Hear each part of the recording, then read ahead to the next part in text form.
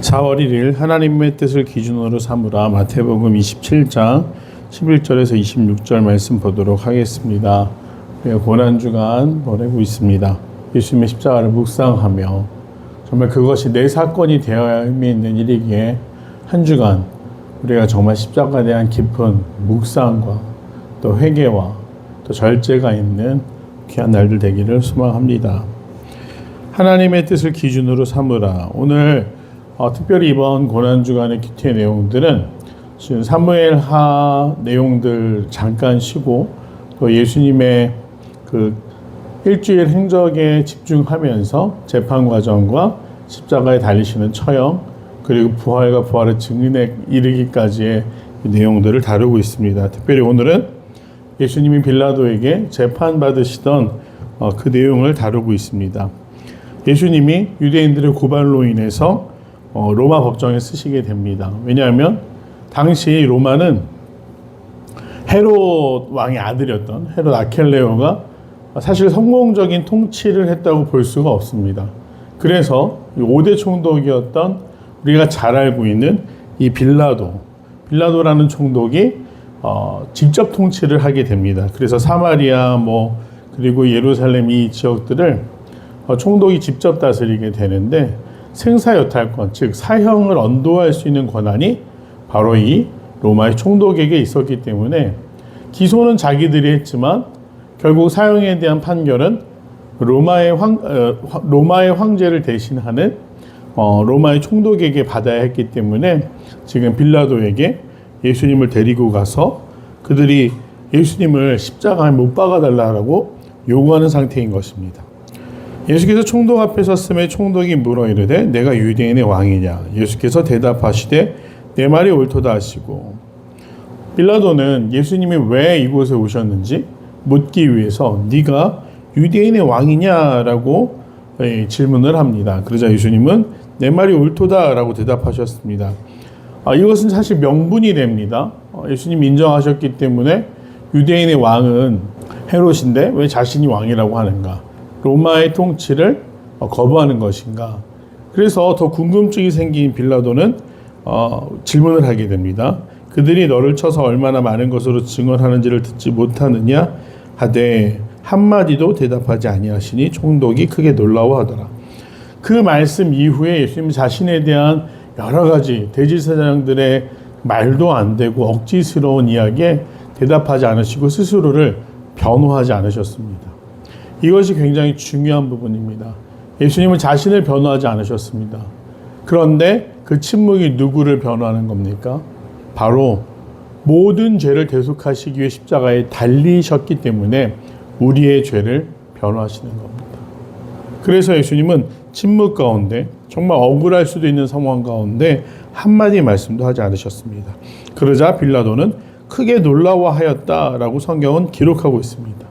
그리고 6월절이었기 때문에 명절이 되면 총독이 무리의 청원대로 죄수한 사람을 놓아주는 전례가 있었다라고 이야기를 하면서 등장하는 한 인물이 있는데 이 바라바라는 사람입니다. 그런데 이 바라바에 대해서는 어떤 성경학자들이나 공동 번역 성경에 의하면 바라바의 이름도 예수였다, 예수 바라바였다라는 기록이 있습니다. 우리가 참 상징적인 인물이죠.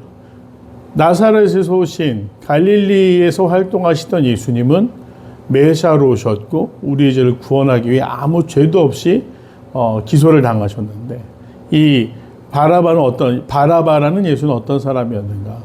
이 바라바라는 거 사실 유대인들은 이름 앞에 그 사람의 출신 지역 혹은 아버지의 이름, 누구의 아들 누구 이런 식으로 이름을 지었는데 이 바라바가 무엇이었는지 정확한 기록은 없지만 이 바라바라고 불리던 예수라는 사람은 열심당원이었을 것으로 추정합니다.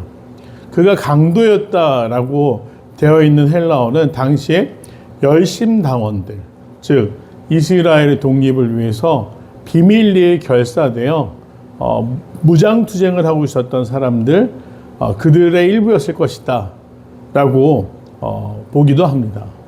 왜냐하면 여러 곳에서 그가 밀란을 일으키려고 했다, 살인을 저질렀다라는 기록들이 있기 때문이죠. 그래서 결국 그 사람은 로마에서 가장 싫어하는 두 가지를 한 사람이었습니다. 독립운동을, 무장투쟁을 한 사람이었고 또 그 결과로 누군가의 목숨을 해친 사람이었습니다. 아마 그가 죽였던 대상은 친로마적인 유대인이었거나 아니면 로마의 관리나 병사였겠죠. 그래서 로마인 입장에서는 이 바라바는 죄가 확실한 사람이었습니다. 누가 봐도 잘못한 게 확실한 사람인데 이 바라바하고 예수님 중에 나사렛에서 오신 우리가 잘 알고 우리의 예수님과 둘 중에 누구를 놓아줬으면 좋겠느냐라고 대중의 판단을 묻게 되는데 여기서 빌라도의 첫 번째 실수가 있죠. 그의 이름이 역사 속에서 또 우리가 사도신경을 고백할 때 영원히 저주받는 이름이 되는 결정이 바로 이것이었습니다. 자신이 판단해야 되는데 오늘 백성들에게 묻습니다. 그 이야기는 무엇입니까? 책임을 회피하는 것이죠. 자기가 볼 때는 예수님이 십자가에 달리셔야 되는 이유가 하나도 없는데 오늘 백성들이 우르르 몰려와서 요구하자 결국 그 책임을 회피하기 위해 누구의 선택이라고 말하는 것입니까? 백성들이 선택했다. 그들이 선택했다. 나는 내가 선택한 것이 아니다. 소극적인 반응이었죠. 게다가 빌라도는 그의 아내가 크리스찬이었을 것으로 우리가 추측하지만 아내가 예수님으로 인해 지난밤 꿈자리가 너무나 힘들어서 예수님을 사형 언도하거나 그 일에 당신이 끼지 않았으면 좋겠습니다 라고 조언했지만 결국 민의를 묻겠다라는 거창한 명분 아래 예수님에 대한 판결을 백성들에게 넘기게 됩니다. 그런데 정말 말도 안 되는 일이 발생하죠. 사람들이 예수님이 예루살렘 입성하실 때 뭐라고 했습니까? 호산나, 다윗의 자손이요. 이 다윗의 자손이란 말이 얼마나 위험한 말입니까? 그들이 정통성을 가지고 있었던 과거 속 왕조의 자손. 그렇기 때문에 이스라엘에게 왕이 된다면 당연히 그 왕조를 이어갈 명분이 있는 분. 로마 입장에서는 다윗의 자손이 등장했다는 말이 굉장히 위협적으로 들릴 수 있는데 그렇게 외쳤던 것이 바로 백성들이었습니다. 예수님께 많은 은혜를 입었습니다. 죽은 사람이 살아나고 병자를 고치시고 귀신 들린 자들이 온전한 정신을 가지게 되고 또 길을 잃고 헤매이던 마땅히 말씀이 무엇인지 몰라서 방황하는 자들이 놀라운 은혜를 경험했는데 오늘 그들은 집단의 관계에 사로잡혀서 예수님을 처형하라고 요구하고 있는 것이었습니다. 그러자 빌라도는 그러면 그리스도라는 예수를 내가 어떻게 하랴? 그들이 다 이르되 십자가에 못 박혀야 하겠나이다. 빌라도는 외칩니다. 어찌미냐 무슨 악한 일을 하였느냐? 예수님이 도대체 무슨 일을 했길래 그러냐? 그냥 그들이 그냥 관계에 사로잡혀 명분이 없습니다. 더욱 소리질러 이르되 십자가에 못 박혀야 하겠나이다 하는지라. 빌라도가 아무 성과도 없이 도리어 밀란이 나려는 것을 보고 물을 가져다가 무리 앞에서 손을 씻으며 이르되 이 사람의 피에 대하여 나는 무죄하니 너희가 당하라. 사실 빌라도가 생각했던 것, 그 전에 보고와 첩보를 통해서 나사렛에서 움직이고 있는 이 예수란 청년에 대해서 들을 때는 이 사람이 사람들에게 인기도 많고 자기가 볼 때는 종교적인 문제지 정치적으로나 윤리적으로 아무 흠도 없는 이 사람이 죽어야 될 이유가 없었기 때문에 백성들도 차분하게 생각해보면 당연히 바라바가 죽어야 된다라고 얘기할 터인데 지금 뭐라고 하고 있습니까? 나사렛 예수님을 못 박으라고 하는 말에 재차 묻고 또 물었지만 결국 그들이 밀란이 일어날 것 같을 정도로 과격해지자 퍼포먼스를 합니다. 물을 가져다가 손을 씻어서 나는 이 일과 아무 상관이 없다. 그 물로 씻는다고 그의 잘못된 판단이 그리고 이기적이고 또 남에게 그 책임을 떠넘기는 행동이 정당화될 수 있겠습니까?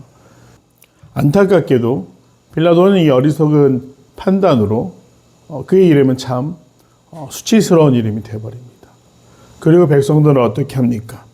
예수님을 십자가에 못 박아야 된다라고 하고 그러자 빌라도는 예수님을 채찍질하고 십자가에 못 박히게 넘겨주었다라고 되어 있습니다. 이 결정을 볼 때 우리가 중요한 사실 한 가지를 생각해 볼 수 있습니다. 우리는 중요한 판단을 할 때 어떻게 결정하는가? 그저 사람들이 원하는 대로 눈치를 보다가 사람을 만족시키기 위해서 결정하는가? 아니면 원리 원칙대로 더 나아가면 하나님의 뜻대로 결정하고 있는가? 우리 스스로에게 물을 때 하나님의 뜻을 기준으로 삼는다라는 일 말하기는 쉬워도 행하기는 굉장히 어렵습니다. 특별히 우리가 선악이 분명한 일에는 판단이 쉽지만 교회 안에 선악의 문제가 아니라 본질적인 문제가 아니라 본질적이지 않은 문제들을 결정할 때 어떻게 합니까?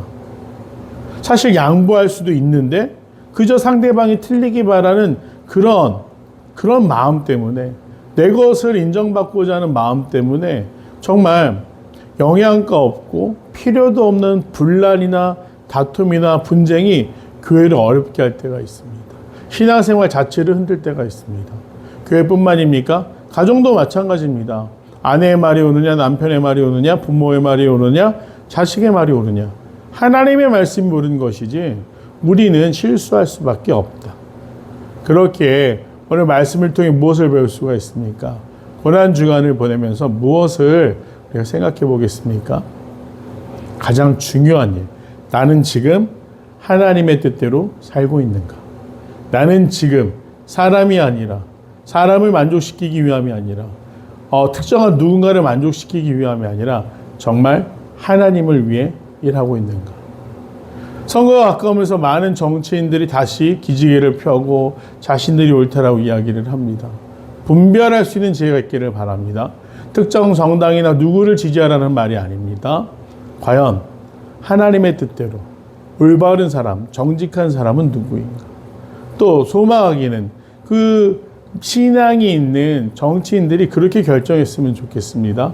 사람을 만족시키기 위한 정책이나 사람의 눈과 귀를 즐겁게 하는 것이 아니라 그들이 한 사람의 신앙인으로 날마다 기도하며 하나님 앞에서 부끄럽지 않은 선택을 하는 사람들이 되었으면 좋겠습니다.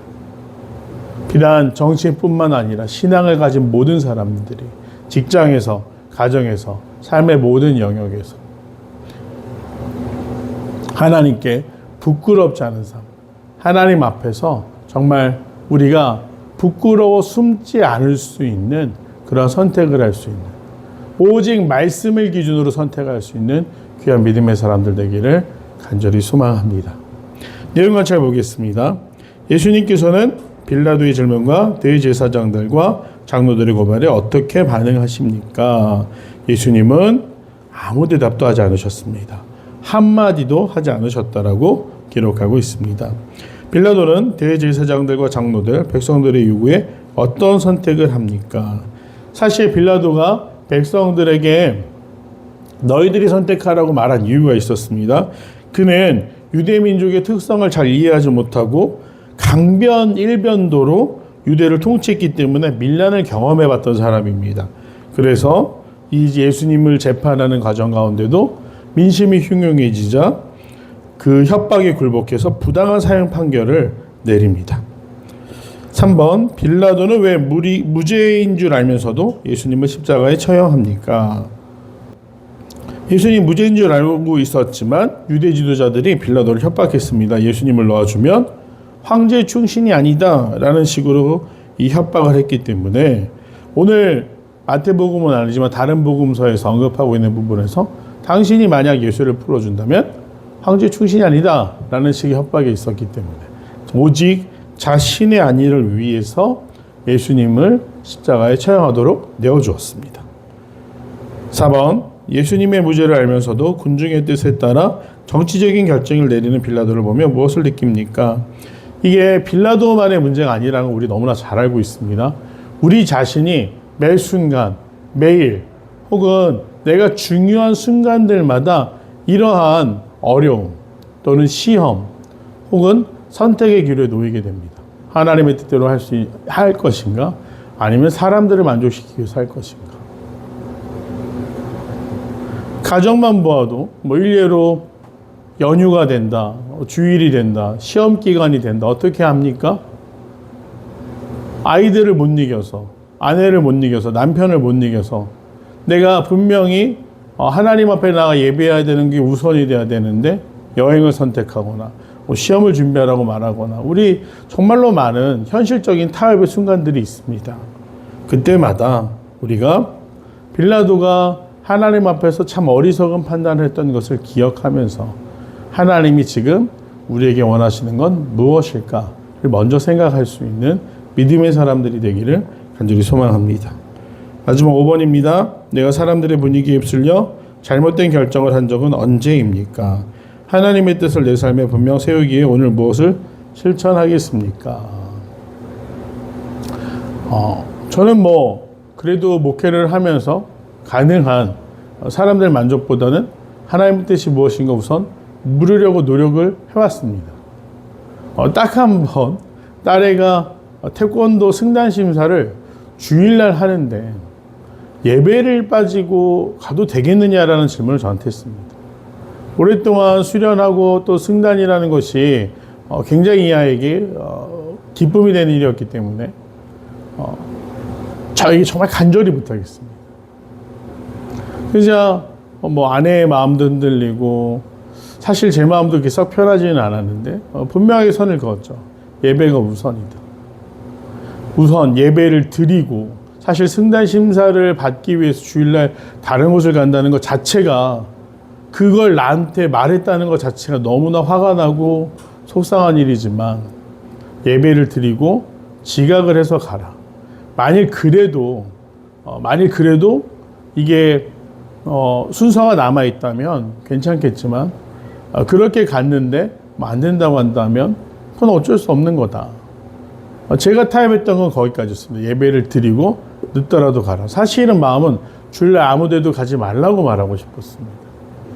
그리고 그 일이 끝난 후에 아내하고 진지한 대화를 했습니다. 다시는 우리가 이러한 일들로 고민하거나 이렇게 결정하지 맙시다. 주일은 온전히 하나님 앞에 드려지는 날이길 바랍니다. 라고 아내와 얘기를 했습니다. 소망하기는 삶의 아주 작은 부분들이지만 우리가 그 작은 것까지도 하나님의 뜻에 맡길 때 진정한 순종이 가능하지 않을까. 내가 작은 이익이나 아니면 작은 관계, 자녀나 남편에게 인정받고 그들을 만족시키기 위해서 오히려 하나님의 뜻보다 사람의 뜻을 앞선다고 한다면 우리가 중요한 결정을 할 때는 어떻겠습니까? 더 어려울 것입니다. 작은 일이기 때문에 괜찮겠지가 아니라 작은 일에 순종하고 충성할 수 있어야 큰 일도 순종할 수 있다는 거 기억하시면서 오늘 빌라도의 모습을 보면서 우리가 거울로 우리의 모습을 비추어 보듯이 날마다 하나님 앞에 서기 전에 스스로에게 질문하고 하나님의 뜻이 우선되게 하옵소서라고 다짐하며 기도할 수 있는 귀한 믿음의 사람들 되길 간절히 소망합니다. 그렇게 기도할 때 성령께서 우리가 그렇게 살아갈 수 있도록 힘과 능력도 주시리라고 믿습니다.